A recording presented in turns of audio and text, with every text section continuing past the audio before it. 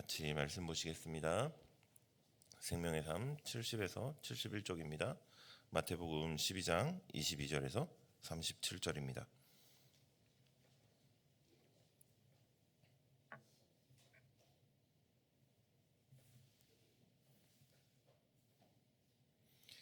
생명의 삶 70에서 71쪽 마태복음 12장 22절에서 37절. 우리 다 찾으셨으면 같이 한 목소리로 읽겠습니다. 그때에 귀신 들려 눈 멀고 말 못하는 사람을 데리고 왔거늘 예수께서 고쳐주심에 그 말 못하는 사람이 말하여 보게 된지라. 무리가 다 놀라 이르되 이는 다윗의 자손이 아니냐 하니 바리새인들이 듣고 이르되 이가 귀신의 왕 바알세불을 힘입지 않고서는 귀신을 쫓아내지 못하느니라 하거늘 예수께서 그들의 생각을 아시고 이르시되 스스로 분쟁하는 나라마다 황폐하여 질 것이요 스스로 분쟁하는 동네나 집마다 서지 못하리라. 만일 사단이 사단을 쫓아내면 스스로 분쟁하는 것이니 그리하고서야 어떻게 그의 나라가 서겠느냐. 또 내가 바알세불을 힘입어 귀신을 쫓아내면 너희의 아들들은 누구를 힘입어 쫓아내느냐. 그러므로 그들이 너희의 재판관이 되리라. 그러나 내가 하나님의 성령을 힘입어 귀신을 쫓아내면 하나님의 나라가 이미 너희에게 임하였느니라. 사람이 먼저 강한 자를 결박하지 않고서야 어떻게 그 강한 자의 집에 들어가 그 세간을 강탈하겠느냐.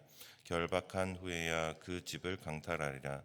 나와 함께 아니하는 자는 나를 반대하는 자요 나와 함께 모으지 아니하는 자는 해치는 자니라.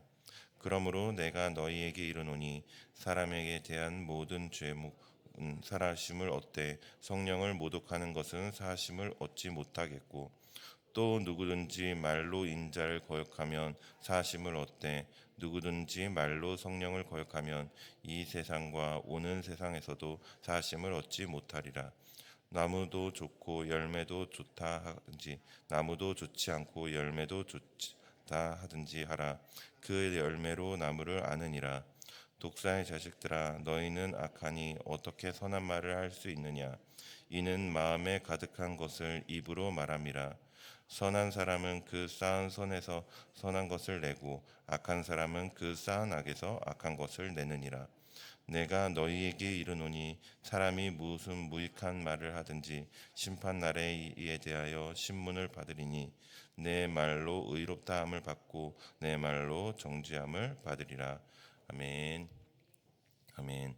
새벽 예배 나오신 사랑하는 성도 여러분 환영하고 축복합니다. 오늘도 우리가 이 새벽에 말씀을 통해서 주님을 더 알아나가고 오늘 하루 말씀대로 살아가는 하루가 되길 소망합니다. 오늘 우리가 읽은 마태복음 12장은 예수님과 종교 지도자들 사이에 갈등이 점점 고조되는 장면입니다. 예수님께서 귀신 들려서 눈 멀고 말 못하는 불쌍한 사람을 고쳐주셨죠. 정말 얼마나 놀라운 일입니까? 평생을 어둠 속에서 말 못하는 자들에게 빛을 보여주신 겁니다. 또한 그 사람만 구원하신 게 아니라 그 사람이 나음으로 인해서 그의 가족들과 친척들, 관계된 모든 이들에게 소망을 보여주신 거죠. 그런데 이 은혜로운 사건들 앞에 사람들의 반응이 극명하게 갈립니다. 무리들은 와 진짜 이분은 다윗의 자손 메시아가 아닐까 하며 놀라워했지만 바리새인들은 정색하며 비난합니다. 저 예수가 귀신의 왕 바알세불의 힘을 입어서 귀신을 쫓아낸다는 거 하며 비난하기 시작합니다. 오늘은 이런 내용입니다. 이 본문을 통해 우리가 하나님 우리에게 무엇을 말씀하시는지 함께 같이 봤으면 좋겠습니다. 오늘의 말씀 요약입니다. 제가 읽어드리겠습니다. 예수님이 귀신 들린 자를 고치자 바리새인들은 귀신의 왕 바알세불의 힘으로 쫓아낸다 합니다. 이에 예수님은 성령의 힘을 입어 귀신을 쫓아낸 것이면 하나님 나라가 이미 임한 것이며 성령을 모독하는 것은 사함을 받지 못한다 하십니다. 사람은 심판날에 자기 말로 의롭다함과 정죄함을 받는다 하였습니다. 관찰 한번 보시겠습니다. 귀신 들려 눈 멀고 말 못하는 사람을 고치신 예수님을 보고 무리와 바리새인들은 어떻게 반응이 달라졌습니까? 무리는 이 사람이 혹시 다윗의 자손 메시아가 아니야? 하며 놀라워했습니다. 반면에 바리새인들은 이가 귀신의 왕 바알세불의 힘을 입지 않고서는 귀신을 쫓아내지 못한다라고 하며 오히려 예수님의 사역을 사탄의 역사로 폄하하고 비난했습니다. 그러나 예수님 기적은 단순한 기적이 아니죠.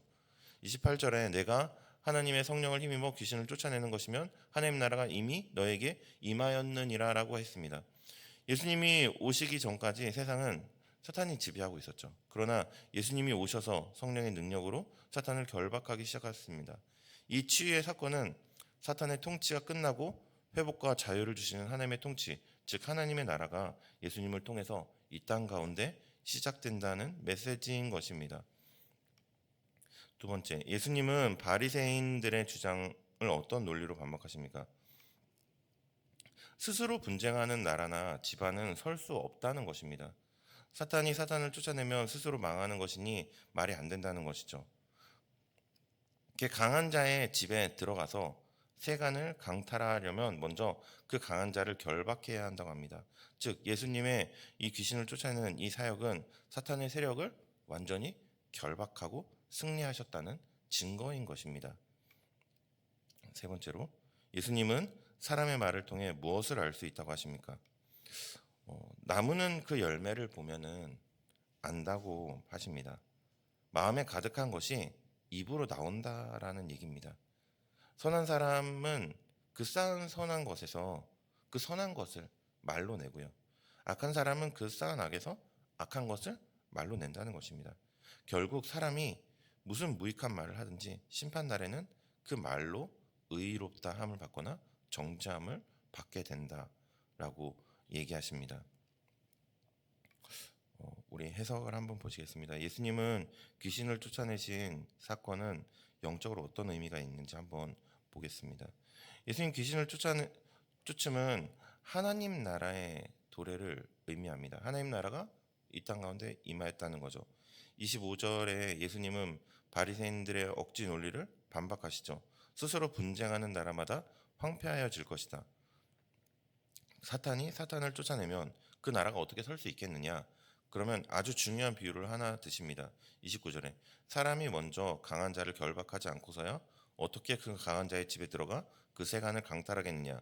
여러분 여기서 강한 자는 사탄이죠. 그리고 그 강한 자에게 붙잡혀 있던 세간들은 귀신 들리고 고통받던 그 죄 가운데 있던 영혼들 혹은 죄 가운데 있던 바로 우리들입니다. 사탄은 우리를 꽉 붙잡고 있었는데 예수님이 오셔서 그 사탄을 결박해 버리셨습니다. 제압하셨습니다. 그리고 우리를 건져내신 거죠. 그러므로 28절 말씀처럼 예수님이 성령의 능력으로 귀신을 쫓아내신 것은 이제 사탄의 나라가 무너지고 하나님의 통치, 하나님의 나라가 너희에게 임하였다는 선포인 것입니다. 두 번째로, 왜 성령을 모독하는 죄는 사함을 얻지 못합니까? 여기서 성령을 모독하는 실수로 실수 정도를 말하는 것이 아닙니다. 바리새인들처럼 눈앞에서 명백하게 하나님의 은혜와 성령의 역사하시는 것을 분명히 보고도요, 고의적으로 악한 것으로 그것을 사탄의 일이라고 거부하는 완악한 태도를 말하는 것입니다. 성령님은 우리를 회개케 하시고 진리로 인도하시는 분인데 그 성령의 역사를 사탄의 역사로 부정하고요. 근본적으로 이것을 부정해 버리면요, 회개할 기회조차 스스로에게 차단하는 것이기 때문에 용서할 길이 없다는 것입니다. 용서받을 길이 없어지는 겁니다. 바리새인들 눈앞에 사람이 고침을 받고 회복되자 하나님의 역사를 보았습니다. 성령의 명백한 능력을 보았죠. 그런데도 그들은 마음이 꼬여 있으니 그것이 귀신의 역사라고 합니다. 예수님은 이것을 성령을 모독하는 죄라고 엄히 경고하시고요. 이것은 단순히 말실수를 의미하는 것이 아니라 하나님의 하시는 일을 뻔히 알고서도요, 고의적으로 거부하고요, 하나님의 은혜를 악한 것으로 바꿔버리고요, 그런 굳어진 마음, 내가 보고 싶은 것만 보는 마음, 이런 것을 지적하는 것입니다. 성령님은 우리를 회개케 하는 분인데 그 성령의 사역 자체를 부정해버리면 회개 길이 완전히 막혀버리죠. 그렇죠? 그래서 사하심을 얻지 못하고 하십니다. 그러면서 하시는 말씀이 무엇입니까? 열매로 그 나무를 안다고 하시는 거죠. 34절에 보면 예수님은 바리새인들을 향해 독사의 자식들아라고 하시면서 마음에 가득한 것을 입으로 말함이라라고 하셨습니다. 바리새인들이 예수님께 악한 말을 쏟아낸 이유는요, 그들의 혀가 잘못된 것이 아니라 그들의 마음이 병들었기 때문입니다.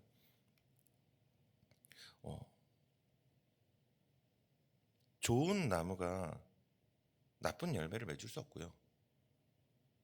나쁜 나무가 아름다운 열매를 맺을 수가 없다는 것입니다. 결국 내 입에서 나가는 이 말이 내 영혼의 지금 현 주소라는 이야기입니다. 우리 한번 삶의 적용 보시겠습니다. 오늘 우리에게 주신 말씀을 우리 삶에 적용하면서 같이 기도의 제목들을 삼기를 원합니다. 먼저 나는 확실하게 예수님 편에 서 있는지 한번 점검해 봐야 됩니다. 30절에 나와 함께 아니하는 자는 나를 반대하는 자요라고 하셨습니다. 사랑하는 여러분, 영적인 세계에서 중립은 없습니다. 우리는 때로는 세상과 하나님 사이에서 양다리 걸치고 있는 경우들이 있다고 스스로 생각합니다. 그래서 적당히 세상의 즐거움도 누리고 적당히 천국도 가고 싶고, 그러나 예수님 말씀하시죠. 사탄의 세력을 결박하고 하나님 나라를 가져온 나에게 확실히 속하라고요. 오늘 하루 어정쩡한 태도를 버리고요. 나는 주님에 속한 자가 되길 원합니다. 여러분, 하나님 나라의 백성으로 살아가길 원합니다. 확실하게 주님께 고백하면서 주님 편에 서겠다고, 주님 선편에 서 있겠다고, 주님을 선택하겠다고 우리 삶으로 고백하며 나아가는 여러분들 되기를 소망합니다. 그리고 내 입술의 열매를 한번 되돌아봤으면 좋겠습니다. 여러분, 오늘은 이제 시작이니까는 어제 하루를 한번 되돌아봅시다. 어제 하루를요. 여러분 입술에서 나간 말들이 어떤 말들이 제일 많이 나갔습니까? 사람을 살리는 말이었습니까? 아니면은 격려하고 감사하고 아니면 위로하고 이런 말들이었습니까? 아니면 바리새인들처럼 판단하고 비난하고요, 불평하는 말이었습니까? 오늘 예수님께서 얘기하시는 것입니다. 결국 마음속에 있는 것이 말로 드러난다는 것입니다. 결국 내 마음의 중심이 말로 표현된다는 것입니다. 말이 거칠어졌다면 지금 내 마음이 은혜에서 멀어진 거죠. 네.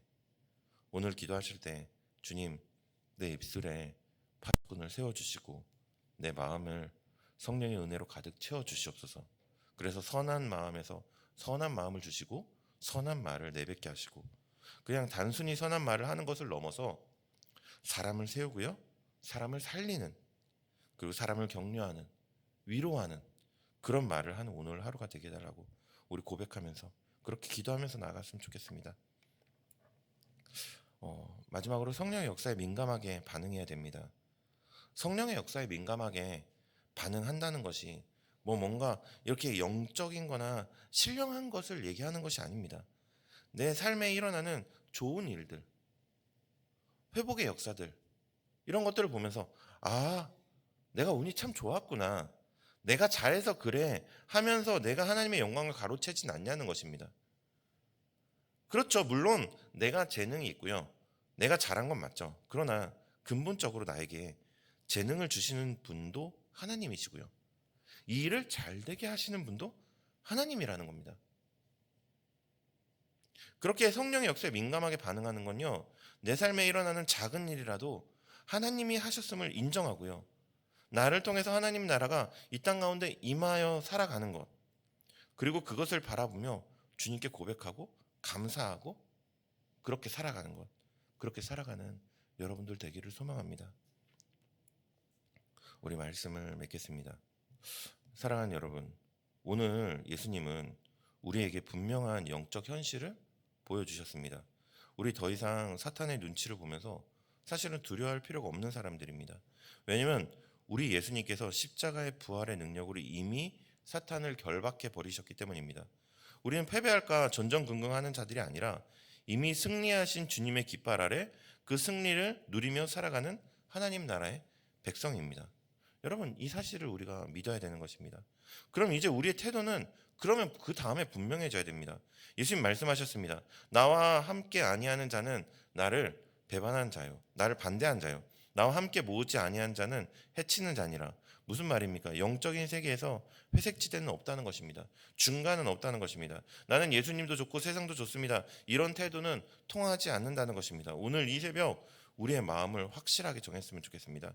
세상의 유혹 앞에, 죄된 습관 앞에, 죄된 간섭 앞에 머뭇거리지 말고 나는 확실하게 예수님의 사람이다 라고 선포하며 결단하며 나아가는 오늘 하루가 되었으면 좋겠습니다. 그리고 그 믿음을 여러분 입술의 열매로 증명해 나갔으면 좋겠습니다. 나무는 열매를 보면 안다고 했죠. 오늘 하루 여러분 입에서 나가는 말이 여러분의 믿음이죠. 누군가를 비난하고요, 판단하고요, 불평하고 이렇게 바리새인들처럼 독한 말이 나오려고 할 때 우리 입술 꽉 깨물고요, 입 꼭 다물고, 그리고 그 자리에서 죽어가는 영혼을 살리는 말을 했으면 좋겠습니다. 낙심한 자를 위로하고요, 그리고 상황과 관계없이 하나님 아버지께 감사하고 찬양하며 그렇게 고백하는 여러분들 되길 소망합니다. 그것이 바로 내 안에 하나님 나라가 임하는 시작입니다. 사랑하는 여러분, 오늘 교회 문을 나서시면요, 또 다시 치열한 세상 속에서 영적 전쟁터인 세상이 기다리고 있죠. 그러나 우리 두려워하지 않기를 소망합니다. 이 사탄을 결박하신 예수님께서 우리와 함께 하십니다.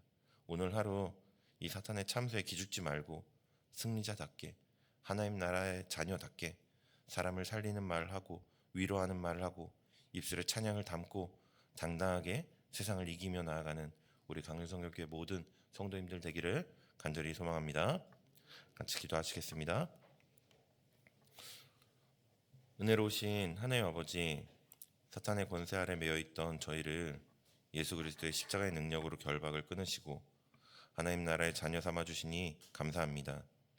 이미 우리에게 하나님 나라가 임하였음을 믿습니다. 오늘 하루 살아갈 때 패배한 사탄의 속삭임에 흔들리지 않게 하시고 승리하신 주님 편에 굳게 서서 담대하게 살아가게 하여 주시옵소서.